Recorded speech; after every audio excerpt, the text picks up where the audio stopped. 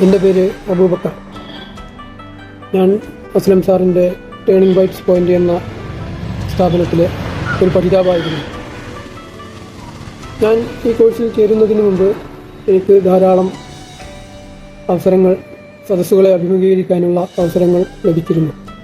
എന്നാൽ സദസ്സിനെ അഭിമുഖീകരിക്കാനുള്ള ഭയവും സഭാകമ്പവും കാരണം ഞാൻ ആ അവസരങ്ങളെല്ലാം ഉപേക്ഷിക്കുകയാണ് ചെയ്തിരുന്നത്. എന്നാൽ അസ്ലം സാറിൻ്റെ ഈ കോഴ്സിൽ ചേർന്നതിന് ശേഷം